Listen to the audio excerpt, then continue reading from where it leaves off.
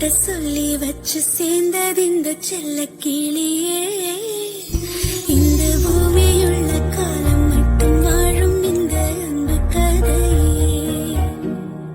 முத்துமணியே பட்டு துணியே ரத்தினமும் முத்திராமும் சேர்ந்து வந்த சித்திராமும் சாமி கிட்ட சொல்லி வச்சு சேர்ந்தது இந்த செல்ல